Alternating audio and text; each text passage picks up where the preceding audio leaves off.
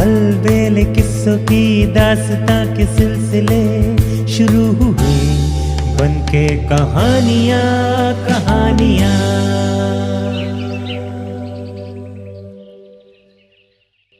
आइए सुनते हैं आज की कहानी चक्कर 99 का। प्राचीन काल की बात है। असम के ग्रामीण इलाकों में तीरथ नाम का कुम्हार रहता था। वो जितना कमाता था उससे उसका घर खर्च आसानी से चल जाता था। उसे अधिक धन की चाह नहीं थी। वो सोचता था कि उसे अधिक कमाकर क्या करना है। दोनों वक्त वो पेट भर खाता था, उसी से संतुष्ट था। वो दिन भर में बड़ी संख्या में बर्तन बनाता, जिन पर उसकी लागत 7-8 रुपए आती थी। अगले दिन वो उन बर्तनों को बाजार में बेच आता था, जिस पर उसे 1.5 या 2 रुपए बचते थे। इतनी कमाई से ही उसका आराम से गुजारा हो जाता था। इस कारण वो मस्त रहता था। तीरथ को बांसुरी बजाने का शौक था।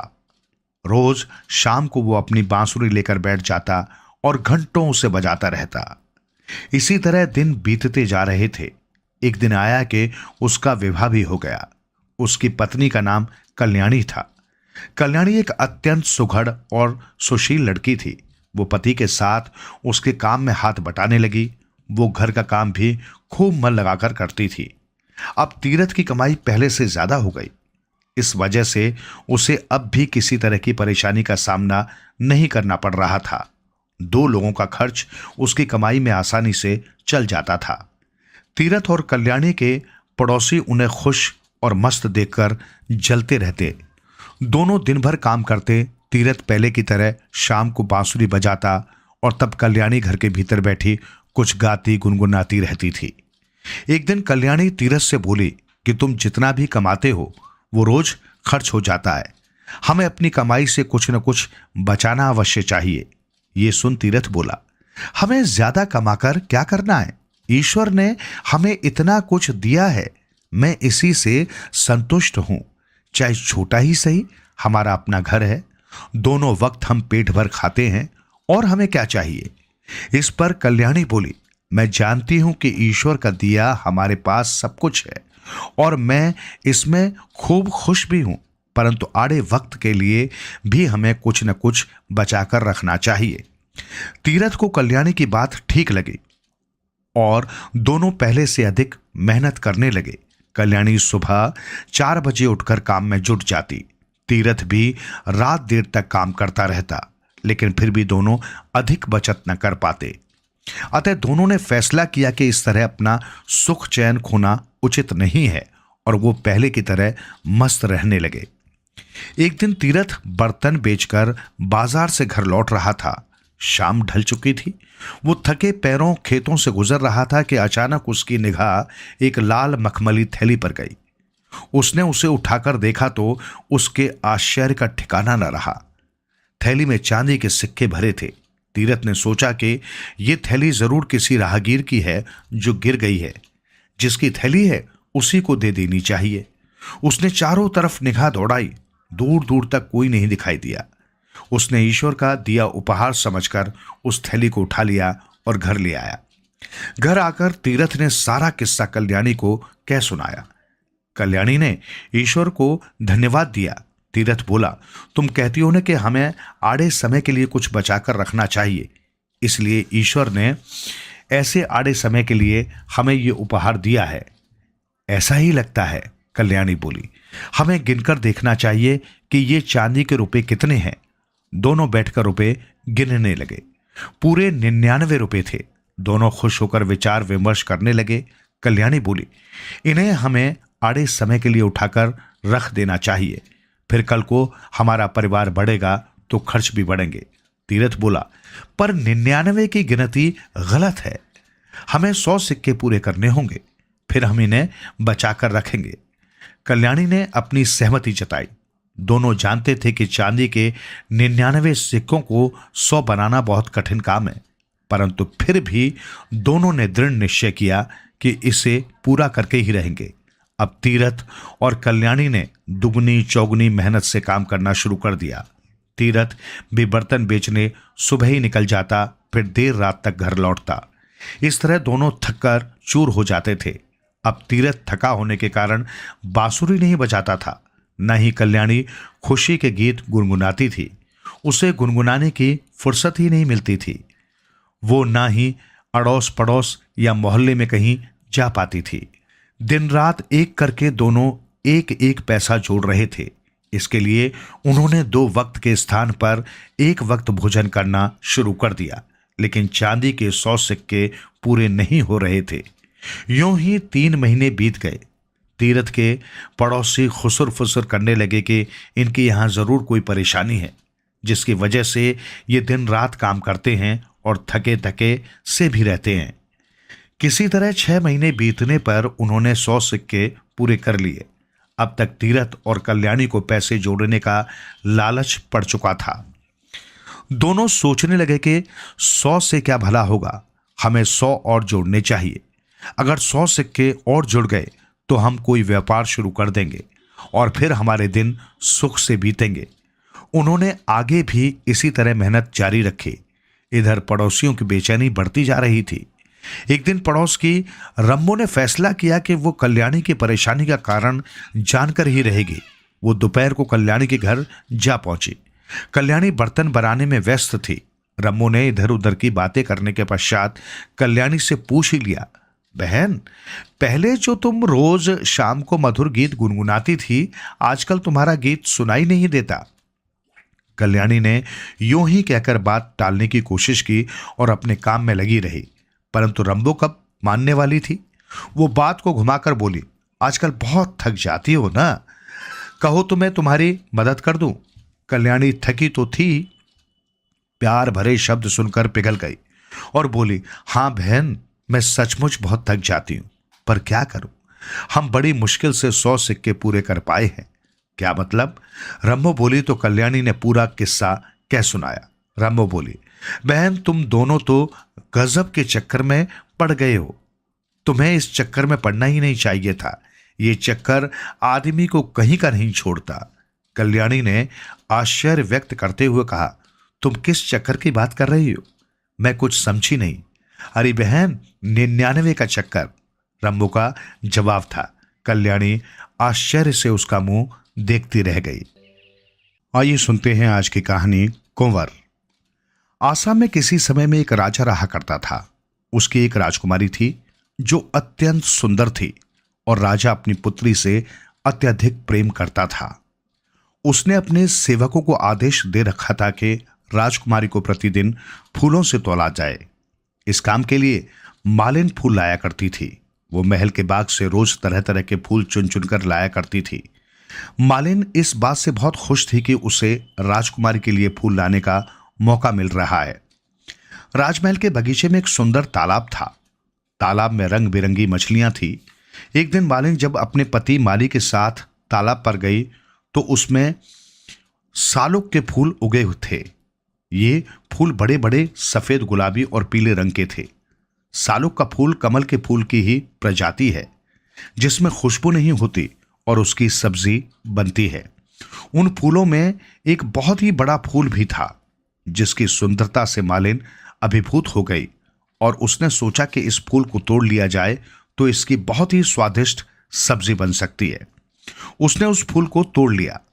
माली ने जब घर आकर अपनी कटारी से फूल को काटना चाहा ताकि सब्जी बना सके तो उसमें से एक आवाज आई, मुझे मत काटो, मैं सालुक कुंवर हूं और इस फूल के अंदर ही बैठा हुआ हूं। मुझे काटना है तो किनारों से काटो ताकि मैं बाहर आ सकूं। आवाज सुनकर माली डर गया, पर मालिन ने बड़ी सावधानी से फूल की एक एक पत्ती अलग करनी शुरू कर दी। पत्तियों के अलग होते ही उसमें से एक प्यारा सा सुंदर बालक बाहर निकला। निसंतान माली व मालिन उसे ईश्वर का उपहार मानकर बेटी की तरह उसकी परवरिश करने लगे। समय बीतने के साथ सालुक कुंवर एक सुंदर नौजवान में बदल गया। उधर राजकुमारी भी एक सुंदर युवती बन चुकी थी। मालिन अभी भी राजकुमारी के तोलने के लिए महल में फूल लेकर जाती थी। राजकुमारी की सुंदरता के बारे में सालुक जितना सुनता, उससे मिलने की चाह उसके अंदर उतनी ही बलवती होती जाती। एक बार जब मालिन ने फूल एकत्रित किए तो सालुक ने बिना धागे की एक माला तैयार की और चुपचाप जूही के फूलों की वो माला उस ढेर में रख दी। मालिन क्रोधित हो उठी और उसने वो माला ले जाने से इनकार कर दिया तो सालुक ने उससे विनती की कि वो इसे ले जाए। राजकुमारी ने जब माला देखी तो पूछा कि ये कहां से आई है। मालिन को तो पता था कि उसके बेटे ने इसे रखा है, लेकिन राजकुमारी के पूछने पर वो डर कर राजकुमारी से माफी मांगने लगी। पर राजकुमारी तो माला देख बहुत खुश हो गई थी। जब उसे सच का पता चला तो उसने कहा कि वो सालुक कुंवर से मिलना चाहती है। सालुक कुंवर का रूप देख राजकुमारी समझ गई कि ये कोई साधारण इंसान नहीं है। उससे मिलने पर राजकुमारी को उससे प्यार हो गया और उन्होंने विवाह करने का निश्चय किया। उन्होंने गंधर्व विवाह कर लिया। इस समय किसी को बताना उचित न लगने के कारण उन दोनों ने अलग अलग रहने का फैसला किया। सालुक कुंवर सबके सो जाने के बाद रात को मोर पर चढ़कर राजकुमारी से मिलने महल आने लगा। वो अपने मोर से कहता, मेरे प्यारे मयूर, जल्दी से मुझे राजकुमारी के पास पहुंचा दे। सालुक की मां उसे वहां आते न देख ले, इसलिए राजकुमारी कहती, ओ मोर, जल्दी से उड़कर आओ ताकि मां न देख पाए। राजमहल के बाहर हाथ में भाले लिए प्रहरी खड़े रहते थे। राजकुमारी गाना गाती, मेरे प्यारे सालुक कुंवर, जल्दी आ जाओ वरना भालों से तुम्हें छलनी कर दिया जाएगा। इसी तरह वे काफी समय तक मिलते रहे, लेकिन एक दिन सालुक को प्रहरियों ने देख लिया और उसे भारों से बीन दिया। राजकुमारी की लाख कोशिशों के बावजूद वो बच न सका। तब राजा को पता चला कि वो उसकी लाडली बेटी का पति था। राजकुमारी के दुख से व्यथित राजा ने सालुक की अंत्येष्टि का प्रबंध किया। लोग उसकी मृत देह को लेकर शमशान की ओर जाने लगे। तभी वहां एक तोता उड़ता हुआ आया और उसने उसकी मृत देह पर भी अमृत जल छिड़क दिया। अमृत जल के छींटे पड़ते ही सालुक जीवित हो उठा। राजा और राजकुमारी ही नहीं, बाकी लोगों की भी खुशी का ठिकाना न रहा। राजा ने राजकुमारी का विवाह सालुक के साथ करने का अपना निर्णय जब मालिन को सुनाया तो वो फूली न समाई। परंपरा अनुसार उन्होंने चढ़ावे के लिए मछली, मिठाइयां, दही और पान सुपारी ली। विवाह के दिन पुरोहित ने सालुक कुंवर और राजकुमारी के सिर पर आम के पत्ते से जल छिड़का, उनके माथे पर काला लेप लगाया, वर के शरीर पर चंदन का लेप किया गया और फिर उसे अंगूठी, कपड़े और दही उपहार स्वरूप दिए गए। फिर आम की लकड़ी की आग जलाई गई और सालुक कुंवर ने आग में चावल, घी, फूल समर्पित किए। पुजारी ने मंत्रों का उच्चारण किया और इस तरह उनका विवाह संपन्न हो गया। विवाह के बाद राजा ने सालुक को दरबार में एक महत्वपूर्ण पद दे दिया। राज दरबार के कई लोग उससे द्वेष रखने लगे। एक माली के बेटे को अपने बराबर सम्मान पाते देख उन्हें बहुत बुरा लग रहा और वे उसके खिलाफ षड्यंत्र रचने लगे। एक दिन राजा ने अपने सारे संबंधियों को शिकार पर चलने के लिए कहा, पर सालुक कुंवर को यह सोचकर आमंत्रित नहीं किया गया कि वो तो शिकार करना जानता ही न होगा। राज दरबारियों ने भी राजा के कान भरे कि एक माली के बेटे में राजसी गुण कहां से आ सकते हैं। राजकुमारी व सालुक दोनों ही इस बात से बहुत आहत हुए, पर कुंवर ने राजकुमारी को समझाते हुए कहा, परेशान मत हो, मैं ही सबसे ज्यादा शिकार करके लौटूंगा। राजा ने नहीं बुलाया तो क्या, शिकार पर तो मैं जा ही सकता हूं। जो लोग सालुक को छोड़कर जंगल में चले गए वे एक चिड़िया भी नहीं मार सके, लेकिन सालुक बहुत एकाग्रता से शिकार करने में जुट गया और उसने हिरणों का शिकार किया। वो ऐसा सबसे छिपकर कर रहा था। शिकार करने के बाद उसने एक साधु का वेश धारण किया और एक पेड़ के नीचे बैठ गया। राजा के कुछ संबंधियों ने जब एक साधु को तपस्या में लीन बैठे देखा तो वे उसके पास अपना भविष्य जानने की इच्छा से जुट गए। सालुक कुंवर ने उन सभी को एक एक मृत हिरण दिया और साथ ही उन लोगों की पीठ पर गरम चिलम से एक निशान बना दिया। उसके बाद वो साधु का वेश त्याग अपने असली रूप में उनसे जा मिला। सभी उसे देख मुंह बनाने लगे, जैसे उसका आना उन्हें अखर रहा हो। कुछ देर बाद सब भोजन करने बैठे तो उन्होंने सालुक को पानी लेने भेजा। वो जिस तालाब से पानी लेने गया था उस पर एक डायन का अधिकार था। डायन ने उसे पकड़ लिया और ये जानने के बाद कि वो राजा का दामाद है, उससे बोली कि राजा अगर मुझे 10,000 मुद्राएं देगा तो ही तुम्हें छोड़ूंगी। राजा तक जब ये खबर पहुंची तो उसने मना कर दिया, क्योंकि वो उसे पसंद नहीं करता था और चाहता था कि राजकुमारी की शादी किसी राजकुमार से हो जाए। सबको वापस महल में आया देख राजकुमारी ने सालोक कुंवर के बारे में पूछा, हे पिता, मेरा सालोक कुंवर कितना दूर है? मेरी बेटी, वो तो मजे से बैठा हुआ जुआ खेल रहा है और अभी तो वो बहुत दूर है, उसे आने में समय लगेगा। राजा की बात सुन राजकुमारी को विश्वास नहीं हुआ, क्योंकि वो अपने पति को अच्छे से जानती थी। उसने अपने 2 पालतू कुत्तों छनोरा और भनोरा को सालू की खबर लेने भेजा। सालू की गंध से कुत्तों को उसके बारे में पता चल गया और तब उन्होंने उस डायन की कैद से छुड़ाने के लिए एक धोबी से मदद मांगी। धोबी ने एक बांसुरी खरीदी और उसे बजाते बजाते तालाब के आसपास घूमने लगा। बांसुरी की आवाज सुनकर डायन के बच्चे तालाब से बाहर निकल आए। धोबी बांसुरी बजाता गया और बच्चे उसके पीछे पीछे चलते जंगल तक आ गए। डायन उनके पीछे पीछे गई, पर वापस लौटने की राह न ढूंढ सकी और सालोक कुंवर मौका मिलते ही कुत्तों के साथ वापस महल में पहुंच गया। राजकुमारी उसे देख बहुत खुश हो गई। सालोक ने सबको सच्चाई बताई। तब राजा को एहसास हुआ कि सालोक वास्तव में बहुत ही योग्य इंसान है। अपनी बात को सिद्ध करने के लिए उसने राजा को लोगों की पीठ पर पड़े निशानों को भी दिखाया और सब जान गए कि सारे शिकार उसने ही किए थे। राजा को अपनी भूल का एहसास हुआ और उसने उससे माफी मांगते हुए उसे अपना उत्तराधिकारी घोषित कर दिया। आइए सुनते हैं आज की कहानी राजा और चिड़िया। एक गरीब चिड़िया थी, लेकिन अक्ल और होशियारी में उसका कोई सानी नहीं था। उसकी होशियारी की चर्चा सारे गांव और जंगल में थी। एक दिन उसे एक खोटा सिक्का मिल गया। वो सिक्के को चोंच में दबाए इधर उधर अकड़कर फुदकने लगी। उसका पैसा और नृत्य देखकर गांव जंगल के सभी पक्षी उसे धनवान कहने लगे। वो गरीब से एकदम धनवान हो गई। अन्य पक्षियों के बार बार धनवान कहने से चिड़िया को थोड़ा मिजाज आ गया। अब वो सबको कहती फिरती, मैं राजा से भी धनवान, मैं राजा से भी धनवान। एक दिन वो राजा के सिपाहियों के सामने कहने लगी, मैं राजा से भी धनवान, मैं राजा से भी धनवान। सिपाही पहले यही समझे कि वो ऐसे ही कह रही है, लेकिन उन्होंने देखा कि वे जहां जहां जा रहे थे चिड़िया वहां वहां उड़कर आती और वही बात दोहराती जा रही थी। तब सिपाही चिड़िया को पकड़कर राजा के पास ले गए। चिड़िया राजा के सामने भी कहने लगी, मैं राजा से भी धनवान, मैं राजा से भी धनवान। चिड़िया ये कहते हुए राजा के सिंहासन के हत्थे पर बैठ गई। वहां भी यही गाने लगी, मैं राजा से भी धनवान, मैं राजा से भी धनवान। सिंहासन से उड़कर वो राजा के मुकुट पर बैठ गई। वहां से भी उसने वही गाना गाया, मैं राजा से भी धनवान, मैं राजा से भी धनवान।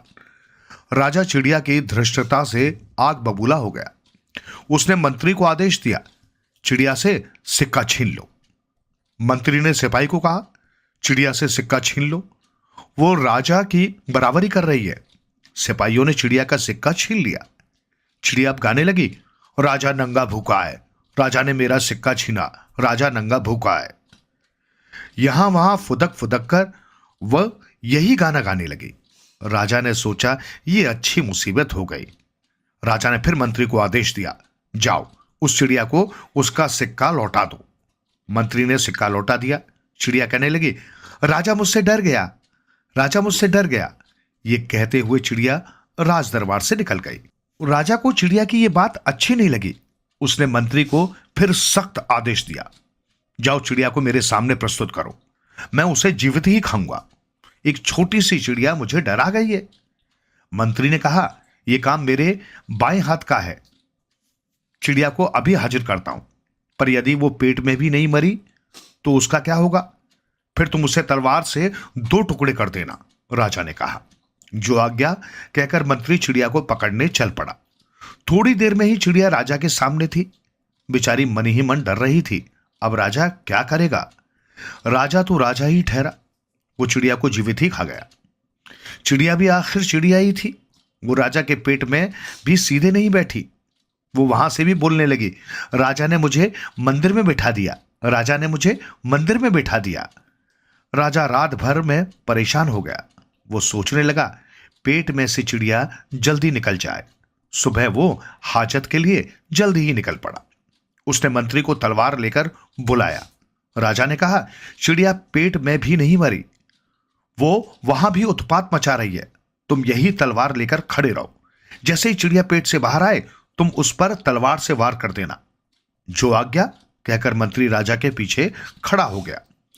थोड़ी देर में चिड़िया जैसे ही निकली, मंत्री ने तलवार का भरपूर वार कर दिया।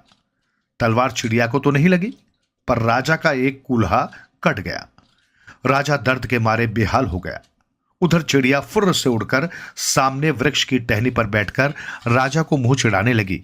मेरा क्या बिगड़ा, मैं तो गरीब हूं, कटा राजा का कूल्हा। साथियों, लोक कथाएं सिर्फ मनोरंजन ही नहीं करती, बल्कि उनका मूल मकसद कुछ दूसरा ही होता है। ये लोक कथा ऊपर से एकदम साधारण लगती है, लेकिन इसमें राजा पूंजीवाद का प्रतीक है और चिड़िया गरीब जनता। इस व्यवस्था में राजा अपनी मर्जी से चाहे जब चिड़िया की चटनी बना सकता है, लेकिन जनता रूपी चिड़िया फिर भी व्यवस्था के खिलाफ अदम्य संघर्ष की राह पर चलती है। इस लोक कथा में जनता अर्थात सर्वथा निस्सहाय चिड़िया की जीत बताई गई है। चिड़िया आज भी साबुत है, राजा की व्यवस्था बदलती रहती है। आइए सुनते हैं आज की कहानी, उल्लू की समझदारी। नदी के किनारे बरगद का एक विशाल पेड़ था। उस पेड़ के कोटर में एक उल्लू का बसेरा था। वो न जाने कितने समय से वहां रह रहा था। वो काफी समय देख रहा था कि एक हाथी रोज नदी में पानी पीने आता और वापस लौटते समय उसी बरगद के पेड़ पर कुछ देर अपनी पीठ रगड़ता, फिर उसके पत्तों को स्वाद लेकर खाता। उल्लू और हाथी का एक दूसरे को देखने का जिसे एक नियम सा बन गया था। हालांकि उनके बीच कभी बात नहीं हुई थी। एक दिन इतनी जोर से आंधी चली कि जंगल के बहुत सारे पेड़ गिर गए, पर चूंकि बरगद का एक विशाल व मजबूत पेड़ था, इसलिए उस पर आंधी का कोई असर नहीं हुआ। लेकिन आंधी का जोर इतना था कि जिस तरफ कोटर था उस ओर से वो जमीन की ओर झुक गया। उल्लू का घर उजड़ गया था। वो उदास और स्वयं को बहुत बेबस महसूस कर रहा था। हाथी जब पानी पीने आया तो बरगद को झुका देखकर वहीं रुक गया। उल्लू बोला, मैं तुम्हें रोज यहां से जाते हुए देखता हूं, पर हमारे बीच कभी कोई बात नहीं हुई। अब मैं मुसीबत में हूं। अगर तुम मेरी मदद कर दो तो मुझे कहीं और अपना बसेरा नहीं बनाना पड़ेगा। तुम इस पेड़ को सीधा कर दो तो तुम्हारी बड़ी मेहरबानी होगी, और इस तरह हमारे बीच दोस्ती भी कायम हो जाएगी। हाथी का भी कोई दोस्त नहीं था।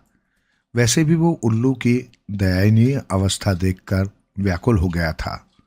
उसने पेड़ को सीधा कर दिया और उल्लू ने उसका एहसान मानते हुए कहा कि वो हमेशा उसके काम आएगा।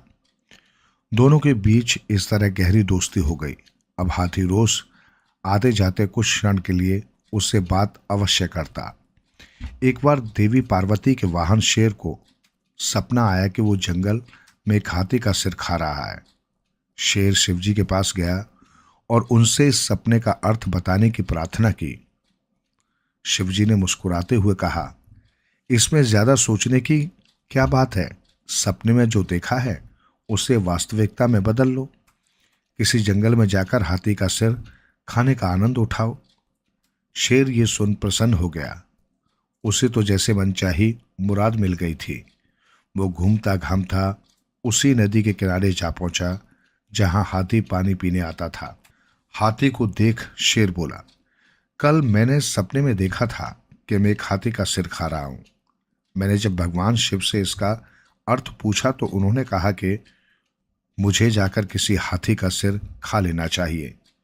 तुम मुझे दिख गए हो, मैं अब तुम्हारा सिर खाऊंगा।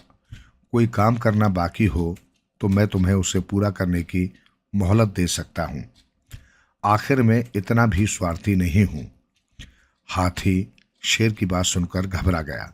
उसे समझ में नहीं आया कि वो अपना बचाव कैसे करे। उल्लू भी पेड़ पर बैठा सब सुन रहा था। वो बोला, अगर भगवान शिव ने तुम्हें ऐसा करने की आज्ञा दी है तो तुम्हें रोकने वाले हम कौन होते हैं। तुम मजे से हाथी का सिर खा लेना, पर तुम झूठ नहीं बोल रहे हो, इसका पता लगाने के लिए मैं एक बार भगवान शिव से मिलना चाहता हूं। शेर को भला इसमें क्या आपत्ति हो सकती थी? वो तो सच ही बोल रहा था। तीनों भगवान शिव से भेंट करने चल दिए। उल्लू उड़ सकता था, इसलिए वो उनसे पहले वहां पहुंच गया। वो उनको प्रणाम कर बोला, भगवान, कल मुझे बड़ा अजीब सपना आया। मैंने देखा कि देवी पार्वती के साथ मेरा विवाह हो रहा है। क्या सचमुच ऐसा होना संभव है प्रभु? आप मुझे आज्ञा दें कि मैं क्या करूं। ये सुनते ही भगवान शिव की भुगटी तन गई। उन्होंने उल्लू को ऐसे देखा जैसे अभी उसे भस्म कर देंगे। मूर्ख, तू ये क्या बोल रहा है? चाहे तूने सपने में जो देखा हो, लेकिन ऐसा होना कदापि संभव नहीं। आगे से ऐसी बात अपने मन में भी नहीं लाना। अब जा, वरना तेरी खैर नहीं। उल्लू ने उनसे क्षमा मांगते हुए कहा, प्रभु क्षमा करें, लेकिन सपने में देखने के कारण अगर मेरा विवाह देवी पार्वती से नहीं हो सकता तो शेर के सपने में हाथी का सिर खाए जाने की बात वास्तविकता में कैसे बदल सकती है? आपने ही तो ऐसा करने की आज्ञा दी है। भगवान शिव को तब अपनी गलती का एहसास हुआ और उन्होंने उल्लू से क्षमा मांगते हुए कहा, अच्छा हुआ समय रहते तुमने मुझे मेरे भूल का एहसास करा दिया। तब तक वहां हाथी व शेर भी पहुंच गए थे। उन्होंने शेर से कहा, ये मेरी भूल थी कि मैंने बिना सोचे समझे तुमसे अपने सपने को सच में बदलने की आज्ञा दे दी। शेर दुखी मन से देवी पार्वती के पास लौट गया और हाथी व उल्लू खुशी खुशी अपने जंगल लौट आए। आइए सुनते हैं आज की कहानी। बंदर उसने के बाद उसके बचे हुए अवशेष नीचे फेंक दिए। लेकिन कहते हैं ना कि लालच बुरी बला होती है। मधुमक्खियों के काटने से उसके हाथ सूज गए और वे इतने मोटे हो गए कि उसके लिए उन्हें छेद में से बाहर निकालना मुश्किल हो गया। जितना वो बाहर खींचने की कोशिश करता, वे उतने ही अंदर चिपक जाते। वो जोर से बोला, कछुए मेरे भाई, जाओ जल्दी से गांव जाकर एक कुल्हाड़ी ले आओ और कुछ मित्रों को भी बुला लाना। मेरे हाथ मधुमक्खी के घर के छेद में चिपक गए हैं। जब तक छेद को बड़ा नहीं किया जाएगा मैं नीचे नहीं उतर सकता। कछुआ मन ही मन बोला, तुम जैसे धोखेबाज के साथ ऐसा ही होना चाहिए। वो गांव की ओर चला गया और बहुत देर बाद जब वापस लौटा तो न कुल्हाड़ी लाया था और ना ही कोई मित्र आया था। कुल्हाड़ी कहाँ है और अन्य मित्र कहाँ हैं? बंदर घबराया हुआ ऊपर से चिल्लाया। उसके हाथों में बहुत दर्द हो रहा था। ओ, मैं कितना भुलक्कड़ हूँ, सब भूल गया। मुझे ये भी याद नहीं रहा कि मेरे दोस्त का जीवन संकट में है। कछुए ने बहुत लौटा और बंदर ने उससे कुल्हाड़ी न लाने की वजह पूछी तो फिर से अपने भूल जाने की आदत पर क्षमा मांगते हुए कछुआ गांव की ओर चल दिया। ऐसा न जाने कितनी बार हुआ। हर बार आकर कछुआ अपनी खराब याददाश्त का रोना रोता। अब तक बंदर को ये समझ आ गया था कि कछुआ उससे शहद न देने का बदला ले रहा है। ये सोचकर के अब किसी तरह की मदद मिलने की उम्मीद करना बेकार है। उसने बहुत जोर से अपना हाथ को खींचा और वो कहराता हुआ किसी पके कटहल की तरह धड़ाम से नीचे आ गिरा। अपने दर्द की परवाह न करते हुए उसने सोचा, पहले इस कछुए और उसकी खराब याददाश्त को सबक सिखाना जरूरी है। वो उसे जोर जोर से मारने लगा। सचमुच तेरी याददाश्त खराब है, पर अब तू ये मार कभी नहीं भूल पाएगा। मैं तुझे आग में फेंकूंगा ताकि तेरी याददाश्त ठीक हो जाए। कछुए ने कहा, मेरे मित्र, तुम सही कह रहे हो। मेरी याददाश्त ठीक करने के लिए आग ही सही रहेगी। तुम क्रोधित हो फिर भी कितनी समझदारी की बात कर रहे हो। मुझे जल्दी आग में फेंक दो। बंदर ने सोचा, यानी कि इससे आग से कोई नुकसान नहीं पहुंचेगा बल्कि फायदा ही होगा, तभी ये ऐसा कह रहा है। वो कोई भी फैसला नहीं ले पा रहा था। चिल्लाते हुए बोला, मैं तुम्हें आग में नहीं बल्कि पानी में फेंकूंगा। अपने आप को बहुत अक्लमंद समझते हो, लेकिन मैं भी कोई बेवकूफ़ नहीं हूँ। कछुए ने विनती की, नहीं मित्र, इतने निर्दयी मत बनो। पानी में दब घुटने से मैं मर जाऊंगा। बंदर ने उसकी एक न सुनी और उसे खींचते हुए एक तालाब पर ले आया और उसमें फेंकते हुए बोला, अब जाकर एक गद्दार की मौत मरो। बेवकूफ़, गद्दार मैं नहीं तुम हो। पानी तो मेरे लिए किसी स्वर्ग से कम नहीं है। पानी में जाते हुए कछुए ने बंदर को चढ़ाया और बोला, तुम्हारे जैसी की न तो मित्रता अच्छी न दुश्मनी।